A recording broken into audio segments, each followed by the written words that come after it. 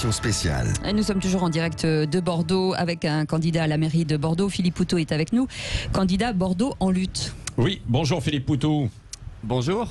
Donc toujours candidat parce que vous avez réussi à vous qualifier pour le second tour et vous restez. Pourquoi vous restez alors qu'il y aura une possibilité peut-être pour la gauche de gagner et de battre Nicolas Florian, l'actuel maire sortant, si vous ne vous étiez pas présenté à ce second tour?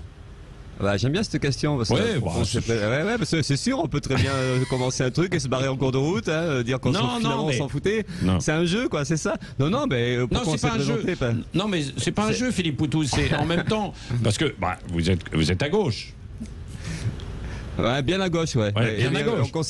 On considère que d'autres sont plus vraiment à gauche. Pierre Urmic, il n'est pas à gauche, alors, justement. C'est le problème, justement, c'est le problème politique qui est posé, oui. D'ailleurs, Pierre Urmic mène une campagne plutôt centriste et puis bien entouré de gens qui sont pas de gauche. Il a même des soutiens de jupéistes, il a des soutiens d'une partie des macroniens, il est avec un parti socialiste. Nous, désolé, on considère que le parti socialiste n'est plus un parti de gauche. Ouais. Donc, du coup, oui, le problème qui est posé sur Bordeaux, vous le savez, il y a le parti communiste, aussi.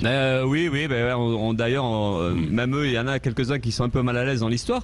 Mais non, mais nous, on essaie d'être la continuité du mouvement des Gilets jaunes. D'ailleurs, sur Bordeaux, c'est quand même quelque chose qui a frappé fort. Il y a une colère sociale, il y a un ras-le-bol, il y a une fracture, il y a quelque chose qui se passe. Et nous, on essaie de représenter ça. On est d'ailleurs de la liste qu'on est. C'est plusieurs manifestants qui se sont retrouvés ensemble, qui ont construit une liste ensemble. Ce sont des syndicalistes, donc des Gilets jaunes, des militants associatifs, de collectifs, et puis effectivement de militants politiques comme du NPA ou de la LFI. Et donc voilà, et on s'est dit on va ensemble et puis on va essayer nous on le dit comme ça, mais parce que Bordeaux a une image de ville bourgeoise et nous on voulait dire voilà, Bordeaux c'est aussi une ville populaire où il y a de la souffrance sociale, où il y a des gens qui n'arrivent pas à payer leur loyer, qui n'arrivent pas à se soigner, il y a des tas de problèmes à tous les niveaux, donc on voulait faire porter cette parole là. Et Urmic et ses copains du PS ils peuvent pas le faire, ils sont plus dans les salons que dans la rue, donc voilà. Et donc après autant lui il a le droit d'exprimer ce qu'il a envie à sa façon, autant nous aussi on a le droit de représenter quelque chose. Et ce deuxième tour-là, ce qu'on a envie de dire, c'est qu'il n'y a pas de raison qu'on s'efface. Ou alors on discute que d'autres peuvent s'effacer parce qu'ils sont depuis 25 ans dans le pouvoir bordelais. Pourquoi nous, de suite, ce serait la question qui serait posée, c'est que finalement, on devrait laisser le passage pour une gauche qui de toute façon n'est de gauche quand elle l'est, juste pendant une campagne électorale. Donc oui, nous on essaie de poser ce problème politique-là, que finalement la configuration, c'est pas forcément gauche-droite, ça peut être aussi des camps sociaux. C'est aussi d'un côté des gens aisés qui dirigent et puis des gens qui sont toujours victimes des crises ou des vécus. Oui, parce que ce que vous avez dit à l'instant, Philippe Poutou, justement sur Bordeaux, la bourgeoise, elle est connue comme ça, cette ville, globalement, effectivement, en France, mais il n'y a pas que cela derrière, et alors qu'on a l'impression que finalement la ville s'est embellie ces dernières années, il y a depuis 15-20 ans, vous estimez qu'il y a aussi parallèlement une grande dégradation? Oui, parce que y a ce qu'on appelle la gentrification, où effectivement aussi il y a eu des chantiers qui font que la façade des quais, le pont de Pierre, la place de la Bourse, tout ça c'est beau, c'est des cartes postales, c'est le tourisme. Mais derrière ça, il y a des gens qui s'appauvrissent. Je crois que Bordeaux, c'est une personne sur 5 qui vit en dessous du seuil. Mais là aujourd'hui, même encore dans Bordeaux, il y a une personne sur 5 à peu près qui vit en dessous du seuil de pauvreté. Donc et puis il y a des grosses difficultés sociales, mais comme dans toutes les villes. Mais Bordeaux c'est ça aussi. Et quand on écoute les deux autres candidats, on a l'impression que Bordeaux c'est juste des pierres et que c'est juste chouette et que c'est juste du vin et puis du tourisme. Donc nous on a envie de rappeler ça. Et donc et derrière rappeler cette image-là, c'est tout simplement une bataille sociale. Nous on voudrait qu'à un moment donné il y ait des réponses aux urgences sociales. Pendant la canicule l'année dernière comme pendant la crise sanitaire aujourd'hui, il y a eu des sans-abri, des tas de gens en grosse difficulté. Et donc du coup comment on répond à ça? On n'a pas envie de vivre tout le temps avec 4 à 5 000 personnes sans-abri, avec des gens qui n'arrivent pas à se soigner, qui n'arrivent pas à se loger. Donc du coup il faut trouver des réponses politiques. Or il se trouve que les réponses politiques, que ce soit la bande à Juppé avec Florian aujourd'hui ou la bande du PS avec Urmic aujourd'hui, ils en ont pas de réponse. Pas que le PS, les Verts aussi. Oui, Vert et PS, évidemment, il faut pas oublier les deux logos. Christine Bouillot est avec vous, Philippe Alors Poutou. justement, Philippe Poutou, en matière d'écologie, on sent une vague écologiste, une urgence climatique aussi.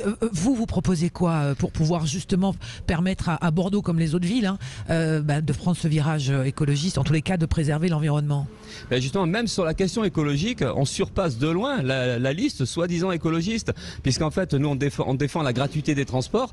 C'est à la fois une réponse sociale mais écologique. savez que c'est jamais vraiment gratuit quand on dit les transports sont gratuits. Oui, Il y a toujours quelqu'un qui paye au bout. On va pas polémiquer là-dessus, mais évidemment que ça peut être gratuit, comme l'école est jamais vraiment gratuite, comme des tas de choses, la santé n'est jamais vraiment gratuite. Mais effectivement, l'idée d'une gratuité, d'un accès gratuit à la population, c'est fondamental et c'est possible, c'est déjà pratiqué par ailleurs. Donc nous, on défend ça, on défend l'idée d'un arrêté contre les pesticides, en sachant bien que la question politique est compliquée puisqu'on peut avoir une préfecture qui va contre, enfin tout ce qu'on a pu voir quand des communes en Bretagne ou ailleurs avaient fait des arrêtés.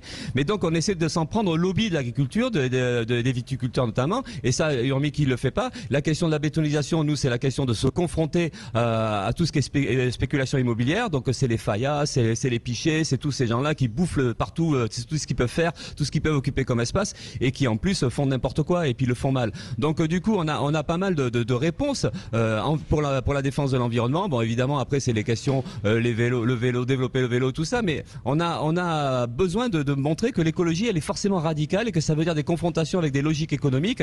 Et ça, de ce point de vue-là, même là, on est bien au-delà de ce que peut défendre la liste écolo. Lundi matin, vous serez peut-être conseiller municipal, Philippe Poutou, si tout va bien. Ce qu'on espère, c'est que ce soit pas que moi, parce que c'est. Vous en espérez combien de conseillers municipaux? Parce que ça serait une révolution pour Bordeaux quand même. Ah oui, pour Bordeaux, c'est déjà un événement. D'ailleurs, au départ, l'événement de l'élection, c'était la possible bascule à gauche, et finalement, ça va être l'arrivée dans le Parlement bordelais d'une équipe de militants comme nous, et nous, on espère 4-5 minimum, parce que on voudrait une grosse équipe qui fasse du boulot et puis qui fasse le lien avec les associations et qui fasse le lien avec les mobilisations sociales, parce que la force qu'on pourra nous avoir, parce qu'on ne sera pas des super élus, pas plus que d'autres d'ailleurs, on n'aura pas plus de gueule que d'autres, ou on ne sera pas plus convaincant que d'autres. Par contre, nous on pense que notre force, ça sera le lien avec la population, ça sera le fait de s'appuyer sur des mobilisations, de s'appuyer sur des revendications populaires et d'essayer de voir comment on peut mettre la pression et comment on peut modifier le rapport de force dans la ville en militant et en construisant de préparation de réunions et d'assemblées générales. Vous êtes le seul à Bordeaux là dans cette campagne à avoir fait aussi une campagne présidentielle. C'est quoi la différence? Oh ben là, c'est clairement la différence, c'est au niveau de l'équipe. Là, on est des listes, on est 65 noms. Alors, il y a une tête de liste qui est plus visible que tout ce qu'il y a derrière, mais ça reste quand même encore plus clairement une équipe. Elle est très visible. Oui, mais n'empêche qu'on est 65 et qu'on a aussi derrière plusieurs élus possibles, et puis que derrière, donc, on peut construire quelque chose qui soit justement une équipe militante en lien avec les assos, les syndicats. Enfin voilà, donc c'est quand même plus clairement en collectif. Mais ceci dit, la présidentielle, on essayait de se désengager un peu de cette personnalisation de la campagne, parce qu'effectivement il y a cette idée de sauveur ou de celui qui pourrait diriger la France. Je suis jamais rentré dans cette catégorie-là, j'ai jamais laissé croire ou même penser que je pouvais être l'homme qui pouvait sauver la France. Donc du coup c'est vrai que l'intérêt d'une élection municipale, c'est cet aspect collectif qui est plus mis en avant. Pour Patrick. Oui, écoutez, merci Philippe Poutou. Révolution donc à Bordeaux, c'est un peu ça finalement, parce que j'ai bien entendu Bordeaux. Révolution dans le Parlement bordelais. C'est ce que vous dites. On veut faire du bruit dans le Parlement bordelais, mais plus que du bruit, on voudrait aussi être utile à quelque chose, être efficace, et donc c'est pour ça que ça pose le problème de comment on peut Philippe Bilger veut vous poser des réponses. Philippe Poutou, Philippe Bilger veut vous poser, il était très attentif à ce que vous avez dit tout à l'heure, et il veut vous poser une question. Philippe Poutou, est-ce qu'au fond, avec votre candidature à Bordeaux, vous avez fait 11% au premier tour, vous ne sortez pas un petit peu d'une démarche de dénonciation et de revendication pour tenter d'infléchir concrètement le pouvoir? Est-ce que, au fond, vous ne passez pas d'une sorte de militantisme à une exigence de responsabilité? C'est possible, on pourrait presque le dire comme ça, mais c'est vrai que c'est pour ça qu'on appelle ça, si on est élu, on serait des conseillers militants, et des conseillers municipaux militants, et c'est vrai que c'est un peu ce qu'on discutait nous, parce qu'en fait la liste, elle s'est construite à partir des manifestations. Bon, je parlais des Gilets jaunes, mais aussi la bataille contre la réforme des retraites. Là aujourd'hui, on est dans les manifestations antiracistes ou la défense du personnel de santé. Donc, mais à force d'être dans les manifs, on se dit, mais est-ce qu'on va faire que ça de notre vie? Est-ce qu'on va tout le temps protester, manifester, gueuler? Et donc du coup, oui, effectivement, on se sentait suffisamment en confiance pour se dire, mais cette fois on va essayer de pénétrer dans le pouvoir et d'essayer d'y jouer un rôle, et tout en gardant nos idées radicales, tout en mettant clairement en disant voilà, nous on est des contestataires et nous on veut des réponses politiques aux urgences sociales et écologiques.